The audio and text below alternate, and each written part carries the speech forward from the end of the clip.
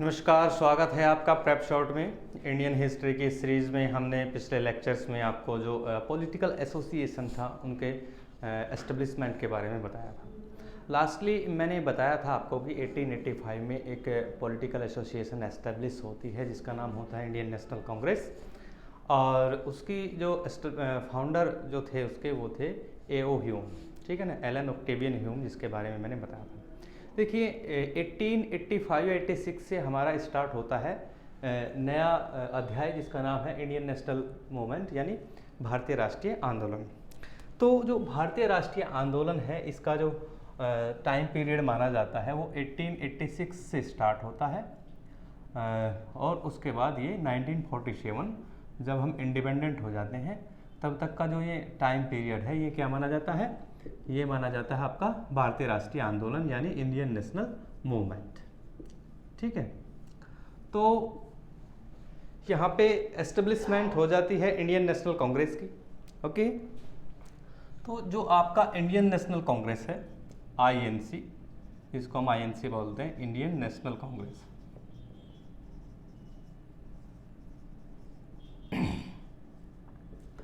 INC, ठीक है। देखिए इसमें क्या है कि कुछ जो उस टाइम के लीडर्स थे उन्होंने इसको जो है ना एज ए सेफ्टी वॉल देखा कि जो ब्रिटिशर्स थे उन्होंने सेफ्टी वॉल के तौर पे इंडियन नेशनल कांग्रेस को एस्टेब्लिश किया ताकि जो प्रोटेस्ट या एगिटेशन वगैरह हो उनकी जो प्रकृति है वो हिंसक ना हो। ठीक है, तो इसको सेफ्टी वॉल की धारणा के रूप में भी देखा गया। तो ठीक है, यहाँ तक कि कांग्रेस के एक लीडर थे, उनकी एक मैगजीन आती थी यंग इंडिया। तो यंग इंडिया का संपादन कौन करते थे आपके, तो यंग इंडिया का संपादन करते थे आपके लाला लाजपत राय। ओके, तो जो लाला लाजपत राय हैं इन्होंने क्या किया कि इन्होंने इसको जो है ना प्रोडक्ट बताया ह्यूम और डफरिन मेंटालिटी का। तो इन्होंने बोला कि ये प्रोडक्ट है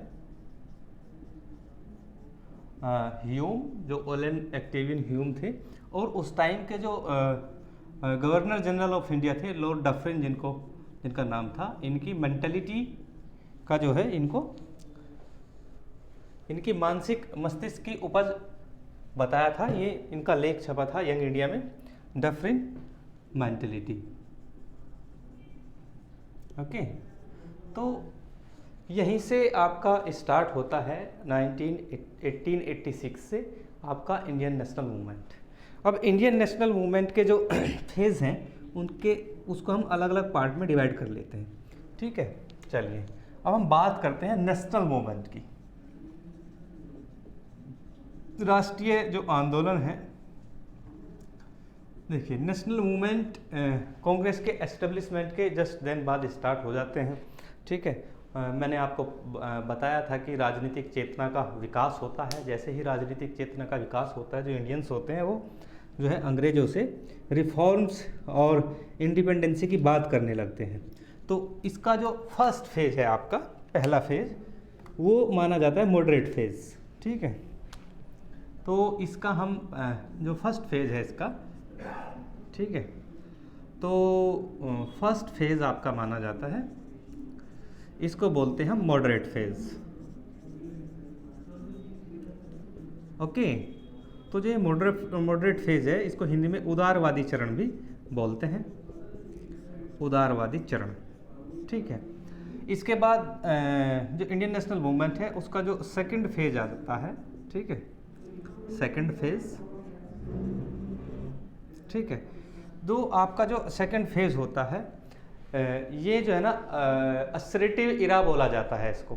ठीक है, तो इसको लिख देते हैं, उग्रवादी चरण हिंदी में बोलते हैं, असर्टिव नेशनलिज्म इसको बोला जाता है। यहाँ पे क्या है कि लोगों में राष्ट्रवाद की चेतना का विकास होता है और इसको हम उग्रवादी चरण भी बोलते हैं। ठीक है, तो इसमें थोड़े से उग्र प्रकृति के जो होते हैं लीडर्स, थोड़े से उग्र प्रकृति के होते हैं। इनका मानना होता है कि जो इंडिपेंडेंसी है हम जो है उदारवादी सिद्धांतों के साथ नहीं ले सकते, हमको जो है ना थोड़ा उग्र होना पड़ेगा। ऐसा इस फेज़ में ये सारी बातें आपको बताई जाएंगी।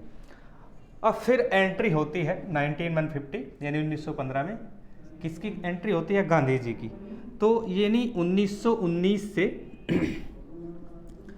लेकर आपका 1947 तक का जो फेज़ है ये आपका क्या कहलाता है? आपका थर्ड फेज़।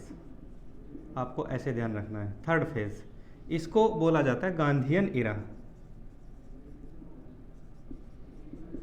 ठीक है, यानी गांधीवादी चरण इसको माना जाता है, ये आपको ध्यान रखना है। तो 3 फेज़ में हम नेशनल मूवमेंट को पढ़ेंगे। तो पहला जो फेज़ है आपका, ये फर्स्ट फेज़ है जो आपका स्टार्ट होता है, मैंने टाइम पीरियड लिख देता हूँ, यहाँ पे लिख देता हूँ। ये स्टार्ट होता है आपका 1886 से और 1905 यानी 1905 तक। ये आपका जो टाइम है ये पार्टीशन ऑफ बंगाल का टाइम है। जब पार्टीशन ऑफ बंगाल हो जाते हैं तो पॉलिसीज़ जो ब्रिटिशर्स की है वो इतनी हावी हो जाती है सिटीजन्स के ऊपर, तो यहाँ से ये फेज़ बदल जाता है।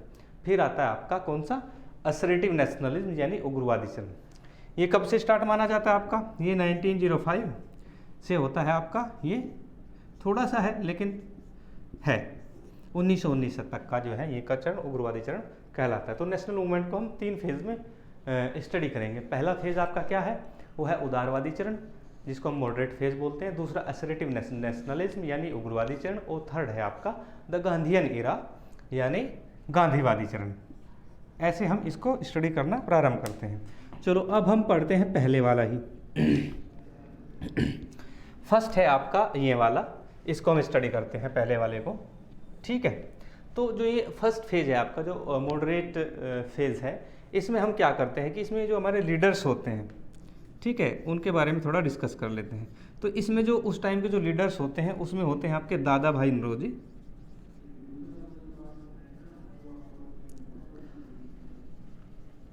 ठीक है, दादा भाई नौरोजी, SN बनर्जी, जिनका पूरा नाम है सुरेंद्र नाथ बनर्जी। ठीक है, तो ये लीडर्स हैं, मैं मेन लीडर्स लिख देता हूँ आपके इस फेज़ के। और GK गोखले जो आगे चलकर पॉलिटिकल टीचर बनते हैं महात्मा गांधी के। ठीक है, महात्मा गांधी गोपाल कृष्ण गोखले से सबसे ज़्यादा प्रभावित होते हैं और इन्हीं को अपना राजनीतिक गुरु मानकर इंडिया में राजनीति स्टार्ट करते हैं। ठीक है, उसके बाद आते हैं आपके फिरोज शाह मेहता, इधर लिख देते हैं। ठीक है, फिरोज शाह मेहता।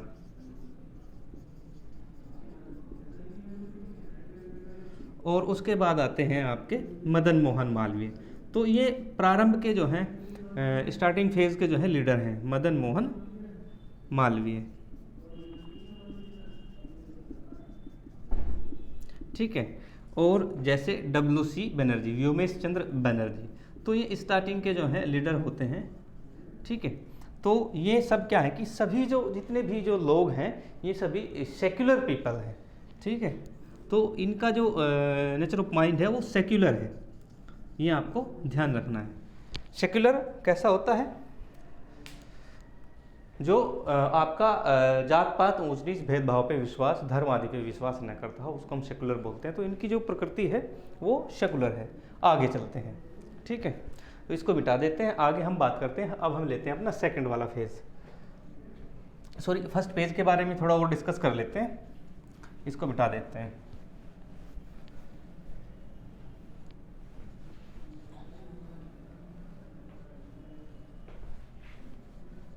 अभी हम पढ़ रहे हैं फर्स्ट फेज, मॉडरेट फेज जिसको बोलते हैं, उदारवादी चरण। ठीक है, इसमें मैंने बता दिया आपको दादा भाई नौरोजी, सुरेंद्र नाथ बनर्जी, WC बनर्जी, मदन मोहन मालवीय, GK गोखले, फिरोज शाह मेहता। तो ये जितने भी सेक्युलर लीडर्स होते हैं वो इस फेज़ में जो है ना पॉलिटिक्स अपनी स्टार्ट करते हैं और इंडिपेंडेंसी के लिए संघर्ष करना प्रारंभ करते हैं। ठीक है, तो आगे हम बात करते हैं। अब टाइम मैंने बता ही दिया है, 1886 से 1947 तक का जो टाइम है वो आपका इंडियन नेशनल मूवमेंट का टाइम माना जाता है। आगे अगर हम बात करें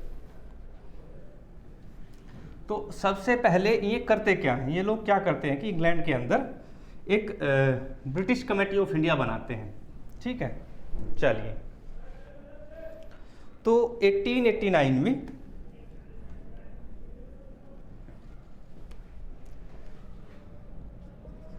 टाइम है 1889, पहला जो इनका एफर्ट्स होता है, फर्स्ट एफर्ट्स जो होता है, प्रथम प्रयास क्या होता है कि ये इंग्लैंड के अंदर एक कमेटी बनाते हैं जिसका नाम रखते हैं ब्रिटिश कमेटी ऑफ इंडिया।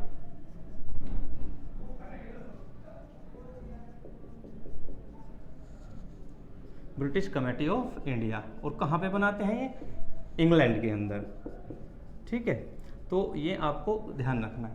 तो ये जो कमेटी होती है ब्रिटेन के अंदर, इसका जो मेन पर्पस होता है वो होता है कांग्रेस जो पार्टी है आईएनसी, उसको सपोर्ट करना है।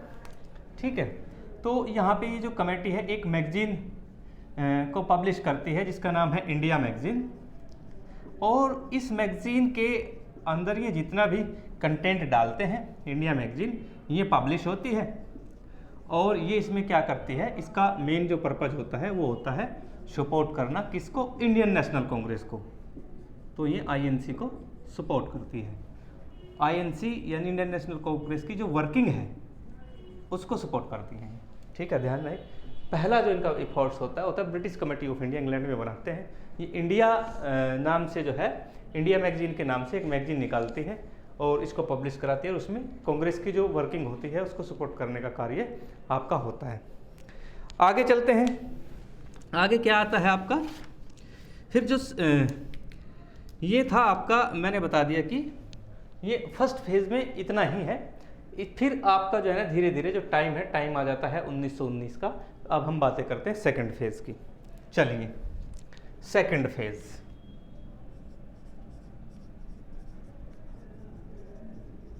सेकंड फेज मैंने बताया ही था आपको। सेकंड फेज कब से स्टार्ट माना जाता है? 1905 से, यानी 1905 से 1919 तक। ये मैंने बताया कि जो 1905 का जो ईयर है वो आपका पार्टीशन ऑफ बंगाल के लिए जाना जाता है। यहाँ से जो मूवमेंट होती है वो थोड़ी सी उग्र हो जाती है इंडियन नेशनल मूवमेंट की। ठीक है, तो इसको हम क्या बोलते हैं? उग्रवादी चरण। चलो इसमें बात करते हैं हम। इसमें क्या होता है कि यहाँ तक आते आते जो कांग्रेस है, कांग्रेस का जो ना विस्तार होता है। ठीक है, उसमें बहुत सारे जो है मेंबर्स आके ज्वाइन करते हैं उसको। लेकिन धीरे धीरे यहाँ तक आते आते ये मालूम हो जाता है कि आईएनसी के अंदर भी दो गुट हैं, यानी कांग्रेस के अंदर दो गुट हैं। ठीक है, इंडियन नेशनल कांग्रेस, और इसके अंदर दो गुट हैं। एक गुट तो ऐसा है जो थोड़ा उग्र प्रवृत्ति का है, उसको हम बोलते हैं हॉट फंक्शन। क्या बोलते हैं? Hot function. ठीक है, जो ये हॉट फंक्शन है इसको हम गरम दल भी बोलते हैं। क्या बोलते हैं? गरम दल। और इस माइंडसेट के जितने भी मेंबर्स होते हैं उनको उनका नेतृत्व कौन करते हैं? आपके बाल गंगाधर तिलक। ठीक है, तो लेड बाय बाल गंगाधर तिलक, बीजी तिलक। ठीक है, तो ये आपको ध्यान रखना है। अगर हम बात करें दूसरा जो फंक्शन है इसी के अंदर, एक सॉफ्ट फंक्शन है जो गोपाल कृष्ण गोखले, दादा भाई नौरोजी, इस टाइप के जो सॉफ्ट कोर जो इसमें मेंबर्स होते हैं उनका एक अलग से गुट होता है जिसको हम बोलते हैं सॉफ्ट फंक्शन। क्या बोलते हैं? Soft function. ठीक है, और जो ये सॉफ्ट फंक्शन है इसको हम क्या बोलते हैं? इसको बोला जाता है नरम दल। और जो ये नरम दल है इसको नेतृत्व प्रदान करते हैं आपको गोपाल कृष्ण गोखले, जी के गोखले। तो ये दो गुट इसमें पनपते हैं धीरे धीरे। ठीक है, फिर आगे कहानी है, मैं आगे आपको बताऊंगा कि इनमें इतना डिस्प्यूट होता है कि 1907 में सूरत विभाजन के नाम से जाना जाता है। ठीक है, वहाँ पे ये दोनों अलग अलग हो जाते हैं। लेकिन अभी हम बातें इसी पे फोकस करते हैं। तो नेक्स्ट आते हैं हम, अगर हम इस हॉट फंक्शन की बात करें, गरम दल की बात करें, यहाँ पे लिख देते हैं। ये जो गरम दल है इसमें जो है आपके तीन मुख्य लीडर होते हैं। पहला आपका होता है बाल गंगाधर तिलक, शॉर्ट में लिख देते हैं बीजी तिलक, बाल गंगाधर तिलक।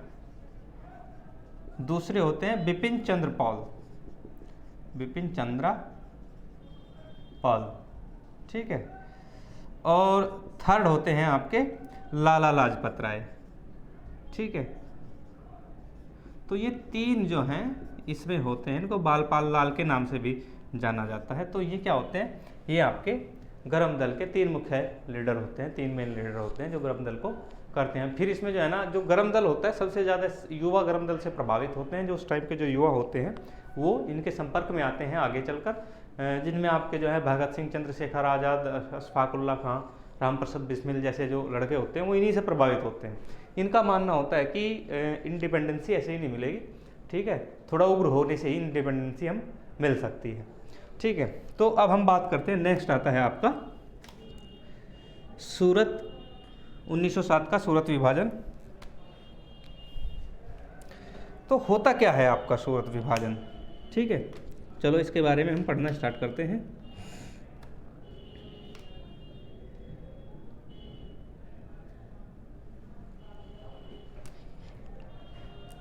ये जो आपका हॉट फंक्शन होता है, इनमें और इनमें इतना डिस्प्यूट होता है कि 1907 में,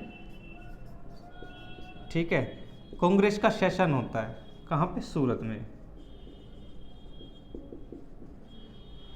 सूरत में इसका एक सेशन होता है, ठीक है। तो यहाँ पे क्या है कि ये जो गरम दल वाले जो लोग होते हैं, देखिए इसमें इससे पहले होता क्या है कि ये बहुत सारे जो है ना इसके रीजन्स होते हैं। जैसे कि जो ब्रिटिशर्स होते हैं वो एक तो क्या करते हैं कि वर्नाकुलर प्रेस एक्ट पास कर देते हैं, वर्नाकुलर प्रेस एक्ट, ये आता है आपका 1878 में, पहले से ही चलता रहता है। तो कांग्रेस क्या करती है कि इसको देसी प्रेस अधिनियम भी बोलते हैं। कांग्रेस इस पे जो है ना इसके अगेंस्ट थोड़ा सा उदार रवैया अपनाती है। होता क्या है वर्नाकुलर प्रेस एक्ट, ये जो वर्नाकुलर प्रेस एक्ट है इसमें जो प्रेस की जो स्वतंत्रता है उसका हनन किया जाता है। एक बात तो ये हुई। दूसरा क्या होता है कि इसी के आधार पर जो अमृत बाजार पत्रिका है आपकी, मैंने पहले भी बताया है आपको, अमृत बाजार पत्रिका ये होती है शिशिर कुमार घोष की। तो ये पहले जो है बांग्ला में इसका जो है पब्लिश होती है बांग्ला में, फिर उसके बाद इसको इंग्लिश में, शिशिर कुमार घोष की ये पत्रिका थी, फिर ये इंग्लिश में पब्लिश होने लगी। उसका प्रभाव यही था, देसी जो प्रेस अधिनियम है वर्नाकुलर प्रेस एक्ट का। ओके, आगे हम बात करते हैं, ठीक है। फिर उसके बाद आता है दूसरा जो आता है वो आता है यूनिवर्सिटी एक्ट, ठीक है, यूनिवर्सिटी एक्ट 1904, ठीक है। फिर उसके बाद जो है थर्ड सबसे बड़ी जो प्रॉब्लम क्रिएट करता है वो करता है partition of Bengal. Partition of Bengal, Bengal का जब विभाजन होता है ये कब होता है? 1905 में। तो इस टाइम जो होते हैं लॉर्ड कर्जन आपके, ठीक है, लॉर्ड कर्जन इस time governor general of India या वायसरॉय ऑफ इंडिया होते हैं।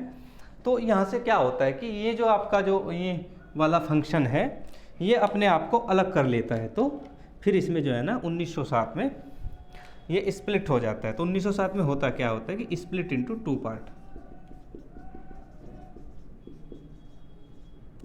ठीक है, तो 2 भागों में विभाजित हो जाता है। एक रीजन ये भी होता है कि इसी टाइम पे आपका 1905 में ही जापान जो है, जापान एक बहुत छोटा सा देश होता है, वो क्या करता है जापान, ठीक है ना, वो रसिया को डिफीट कर देता है। तो जब वो रसिया को डिफीट कर देता है तो यहाँ के युवाओं में ये आ जाता है कि भाई जब एक छोटा सा देश रसिया जैसे बड़े देश को डिफीट कर सकता है तो हम क्यों नहीं इन लोगों को डिफीट कर सकते हैं। तो उसके लिए ये क्या करते हैं कि ये जो है वॉर का जो है यानी बैटल के लिए ये रेडी होते हैं कि भाई हम जो है ना युद्ध लड़ेंगे इनके साथ में। तो ये थी कहानी आपकी, ये दोनों फंक्शन अलग अलग हो जाते हैं, ठीक है। चलो अब हम बात करते हैं पार्टीशन ऑफ बंगाल की, इसको मिटा देते हैं।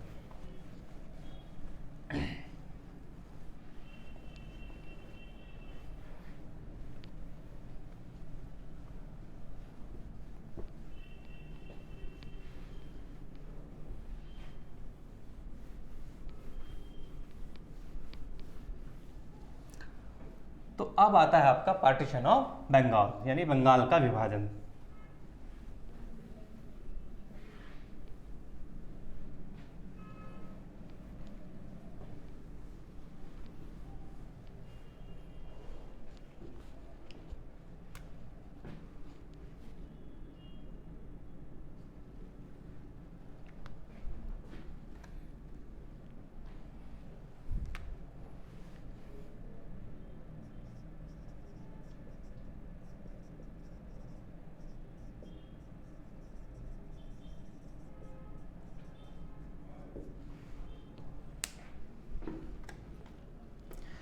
ये जो पार्टीशन ऑफ बंगाल है, बंगाल का जो विभाजन है, इस टाइम भारत के जो वायसरॉय या गवर्नर जनरल ऑफ इंडिया थे वो लॉर्ड कर्जन थे। इन्हीं के टाइम पे जो है पार्टीशन, बंगाल का पार्टीशन किया गया। बंगाल को जो है 2 हिस्सों में तोड़ दिया इन्होंने, ठीक है। एक आपका बना दिया ईस्ट बंगाल इधर, और एक बना दिया वेस्ट बंगाल, ठीक है। ईस्ट और वेस्ट में इन्होंने इनको तोड़ दिया, ठीक है। अब आप बात करते हैं कि जो ये बंगाल है, ये एक्चुअली इसका रियल नेम बंगाल प्रेसिडेंसी था, बंगाल प्रेसिडेंसी, ओके। तो जो बंगाल प्रेसिडेंसी है, इसमें हम आज के हिसाब से देखें, आज का जो रीजन है इसमें जो है ना आपका वेस्ट बंगाल, और आज का आपका बांग्लादेश, ठीक है, जो बंगाल प्रेसिडेंसी थी आपकी। फिर आता है आपका बिहार, ठीक है, बिहार इसमें लिख देता हूँ इंक्लूडिंग झारखंड, यानी उस टाइम पे झारखंड भी इसी का हिस्सा था, इंक्लूडिंग झारखंड। झारखंड बाद में अलग हुआ, ठीक है, 2000 में अलग हुआ झारखंड आपका, तो झारखंड हम इसमें ऐड कर लेते हैं, इंक्लूडिंग झारखंड, ठीक है। तो ये सब मिलके क्या बनता था, एक था इसमें ओडिशा आज का, ठीक है, ये यहाँ पे लिख देते हैं ओडिशा। तो ये पूरा का पूरा बंगाल प्रेसिडेंसी था, completely control east India company के हाथों में था इसका। तो होता क्या है कि इनको तोड़ दिया जाता है वेस्ट बंगाल और ईस्ट बंगाल में, ठीक है। तो ये था आपका बंगाल विभाजन। इन्होंने तोड़ा क्यों इसको, इन्होंने बोला कि इसमें ना जो बंगाल प्रेसिडेंसी है, जो गवर्नमेंट है, उसका ना एक बड़ा स्टेट होने की वजह से एडमिनिस्ट्रेशन फेलियर हो जाता है, ठीक है। जो इसके कॉजेज थे इन्होंने दिए कि एडमिनिस्ट्रेशन फेलियर हो रहा है, लेकिन ऐसा नहीं था, इनकी नीयत ही और कुछ थी।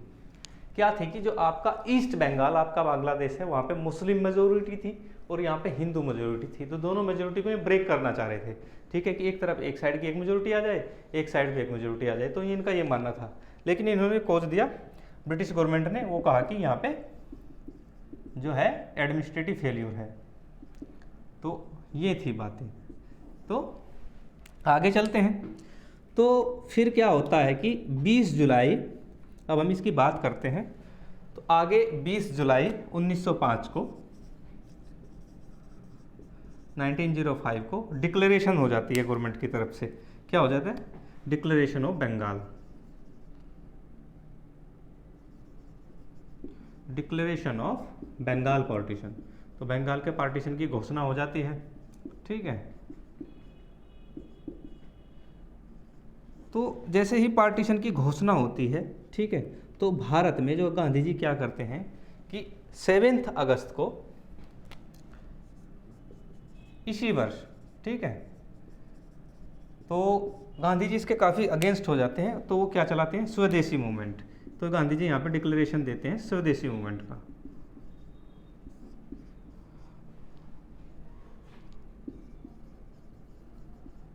स्वदेशी मूवमेंट, ठीक है, सॉरी गांधी जी कह रहा हूँ मैं, जो कांग्रेस के जो लीडर्स होते हैं, जैसे गोपाल कृष्ण गोखले हैं और बाकी के जो लीडर्स हैं, लाला लाजपत राय वगैरह, ये क्या करते हैं कि स्वदेशी मूवमेंट की यहाँ पे घोषणा कर देते हैं। सॉरी मैंने गांधी जी बोला, गांधी जी तो 1915 में आते हैं। तो यहाँ पे जैसे ही स्वदेशी मूवमेंट चलता है, तो ये क्या करते हैं कि जो प्रोडक्ट होते हैं उनका बाइकआउट करना स्टार्ट कर देते हैं, ठीक है। तो बाइकआउट कर देते हैं, और ये जो डिसीजन है इनका, इसका बाइकआउट होना यानी बहिष्कार होना प्रारंभ हो जाता है, ठीक है। तो फिर क्या होता है, 16 अक्टूबर को, 16 अक्टूबर 1905 को बंगाल को तोड़ दिया जाता है, ईस्ट बंगाल और वेस्ट बंगाल में। तो इसके 2 पार्ट हो जाते हैं, ईस्ट बंगाल और वेस्ट बंगाल में, ठीक है। तो फिर कांग्रेस क्या करती है, आता है कांग्रेस का बनारस सेशन, कांग्रेस बनारस सेशन, ठीक है। कांग्रेस जैसे ही बनारस का सेशन आता है, तो कांग्रेस जो है स्वदेशी जो मूवमेंट है उसको स्टार्ट कर देती है, ठीक है। स्वदेशी मूवमेंट स्टार्ट हो जाता है, तो ये आपको ध्यान रखना है। फिर यहाँ तक आते आते जो कांग्रेस में एक जो मुस्लिम जो तबका था, उसमें से कुछ जो लीडर्स होते हैं वो क्या करते हैं कि यहाँ आते आते अपनी एक अलग पार्टी बना लेते हैं, जिसका नाम होता है ऑल इंडिया मुस्लिम लीग, ठीक है। तो कौन होते हैं, कौन सी पार्टी बनाते हैं, ऑल इंडिया मुस्लिम लीग, और ये मेनली जो उपज होती है वो होती है आगा खां होते हैं इसमें, एक आगा खां, ठीक है। तो आगा खां जो है ना इसकी लीडर होते हैं मैन, वो यहाँ पे क्या है कि भारत में जो है मुस्लिमों के रिप्रेजेंटेशन के लिए एक अलग से जो है पार्टी बनाते हैं जिसका नाम होता है मुस्लिम लीग। तो ये ऑल इंडिया मुस्लिम लीग है, ये बात है वर्ष 1906 की। तो 1906 में मुस्लिम लीग की स्थापना की जाती है। तो अब हम बातें करते हैं आगे।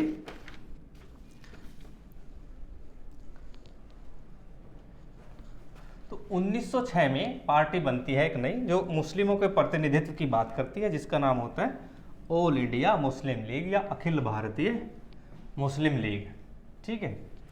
चलिए बातें करते हैं मुस्लिम लीग के बारे में।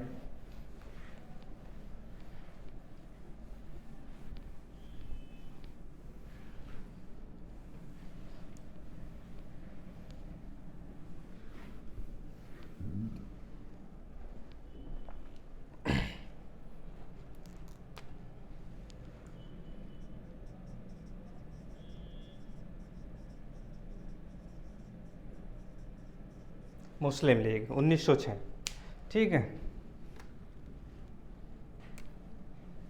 देखिए क्या होता है कि 30 दिसंबर 1906 को, ठीक है, एक तो आपके आगा खां है, यहाँ पे लिख लेते हैं आगा खां, और दूसरे हैं आपके Nawab of Bengal, sorry Nawab of Dhaka, जिनका नाम होता है सलीमुल्लाह,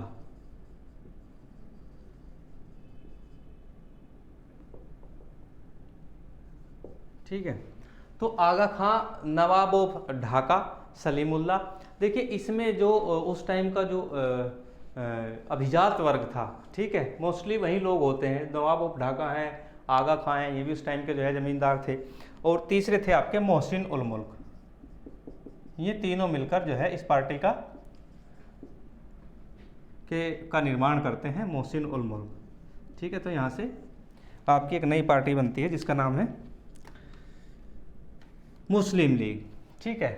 फिर 2 वर्ष बाद धीरे धीरे जब ये थोड़ा स्टेबल हो जाते हैं तो ये ब्रिटिशर से क्या डिमांड करते हैं, ये रिजर्व सीट डिमांड करते हैं, आरक्षित निर्वाचन क्षेत्र जिसको बोलते हैं, ठीक है। किसके लिए?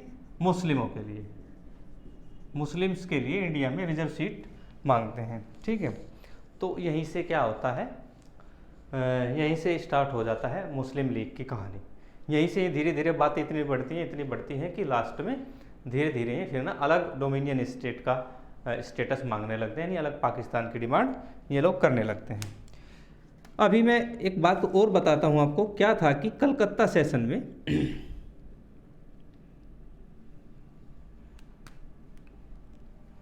1906 में, ठीक है, जैसे ही मुस्लिम लीग बनती है तो 1906 में कलकत्ता का सेशन होता है कांग्रेस का, ठीक है। कांग्रेस सेशन कहाँ पे होता है? कैलकाटा के अंदर। तो यहाँ पे एक बात होती है कि जो जैसे ही मुस्लिम लीग बनती है तो यहाँ पे जो दोनों फंक्शन होते हैं, हॉट फंक्शन, ठीक है, हॉट फंक्शन यानी गरम दल, और नरम दल, शॉर्ट फंक्शन,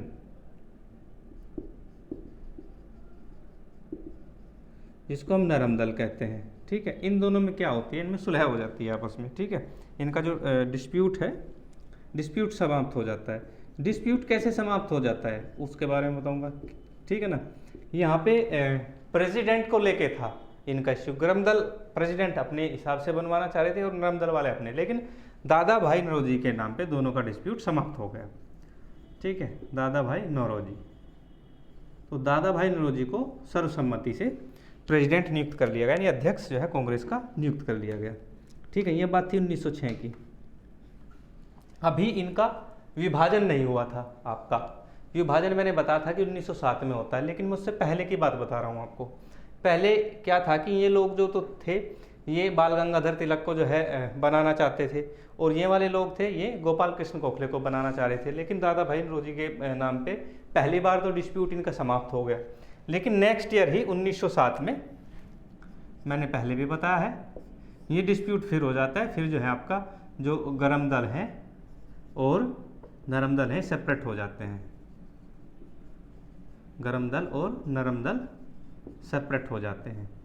ठीक है, तो ये जो साल है ये सूरत विभाजन के नाम से भी जाना जाता है, क्योंकि सूरत में ही इनका होता है। उसके कई रीजन्स होते हैं। एक रीजन तो ये होता है जो मैंने बताया, एक थर्ड रीजन ये होता है कि जो गर्म दल वाले हैं वो जो सेशन है कांग्रेस का अधिवेशन जिसको बोलते हैं, वो कहते हैं कि नागपुर में होगा, लेकिन ये लोग जो है ना इन्होंने फिर भी जो है सूरत में ही इसका अधिवेशन कर दिया, यहीं से ये लोग अलग हो जाते हैं। ठीक है, तो अब हम बात करते हैं आगे।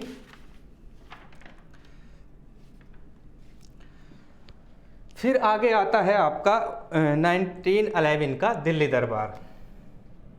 अब बात करते हैं दिल्ली दरबार की। 1911 दिल्ली दरबार 1911। देखिए दिल्ली दरबार क्या है, एक्चुअली ये ना फॉर्मली कोरोनेशन होता है ब्रिटिश सम्राट का।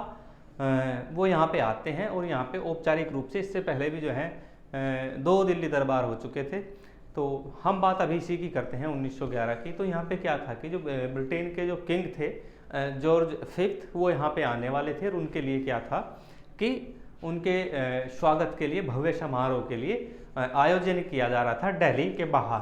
ठीक है, तो दिल्ली के पास एक ग्राउंड था जिसको आज कोरोनेशन पार्क के नाम से जानते हैं, कभी आप घूमिएगा वहाँ पे। तो हुआ क्या कि जो दिल्ली दरबार है 12 दिसंबर 1911 को ये होस्ट किया गया। 12 दिसंबर 1911 को ये होस्ट किया गया, कहाँ पे? दिल्ली में। ठीक है, ये आपको ध्यान रखना है। तो दिल्ली के अंदर इसको होस्ट किया गया। ठीक है ना, तो ये क्या था, ये आपका है ना, ये इट वाज अ थर्ड और लास्ट, अंतिम भी यही है, तीसरा और अंतिम, ठीक है, of A series of formal coronation. मैंने बताया है आपको फॉर्मल कोरोनेशन इवेंट्स होती थी ये। ठीक है, held by the British Raj in India. जो ब्रिटिश राज इंडिया में होता है उनके द्वारा ये हेल्ड किया जाता है। ये बातें आपको ध्यान रखनी था। तो इस टाइम जो वॉइसरॉय ऑफ इंडिया थे आपके, तो वॉइसरॉय ऑफ इंडिया थे आपके Lord Harding. Viceroy of India कौन थे? Lord Harding. लिख देता हूं यहाँ पे।